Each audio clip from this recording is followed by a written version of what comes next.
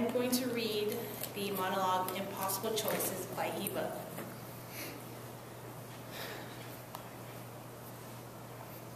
My sister sent me a letter.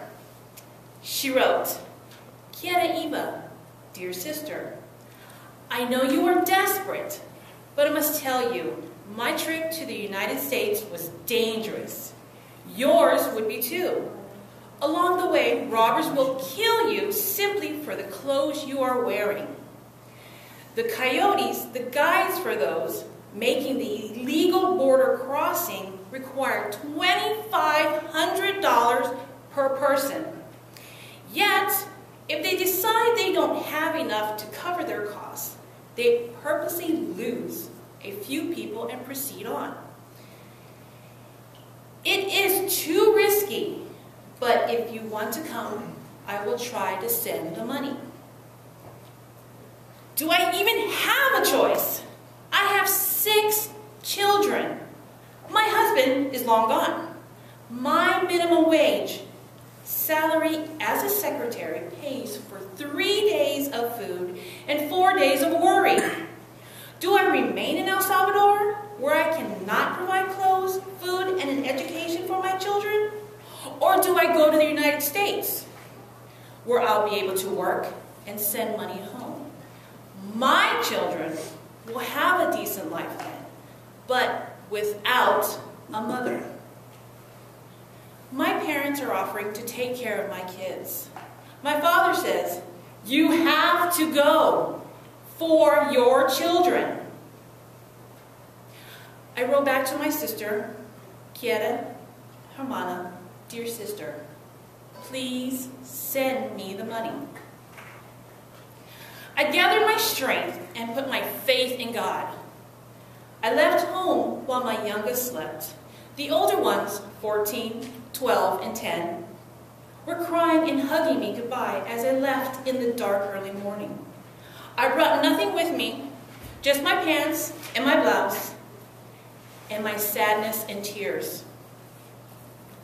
We walked for endless days through El Salvador, Guatemala, Mexico.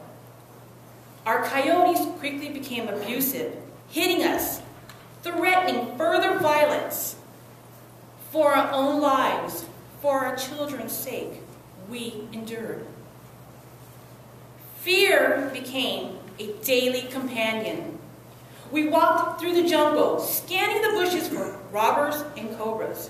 We were soaked, crossing river after river, sometimes at night, illegally. We got lost without food. We were so hungry, we caught crawfish and ate them raw. Wherever I was, constant worries chased me. Are my children okay without me?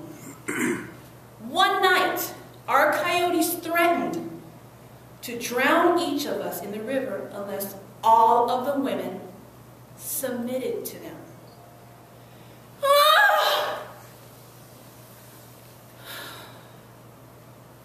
For days after, all the women were in tears.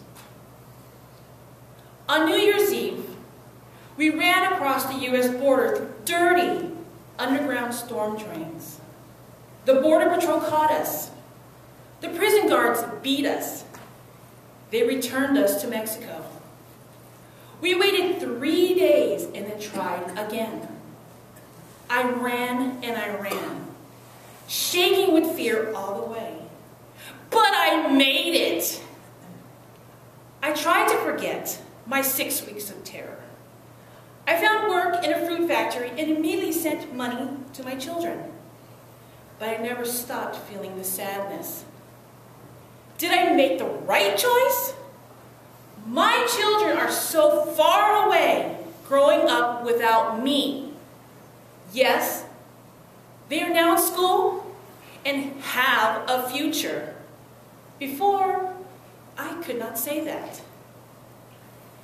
There was no right choice. Either way, my kids suffer. Last month, 7 years after my trip, I got a letter from my daughter. "Mama, I am 21 now. I know know the danger. I'll be one of the lucky ones. My daughter called yesterday from San Antonio, Texas. She made it across the border safely. Now she is on her way here to come live with me. Look how much you have grown. Mija, my daughter, you are so beautiful.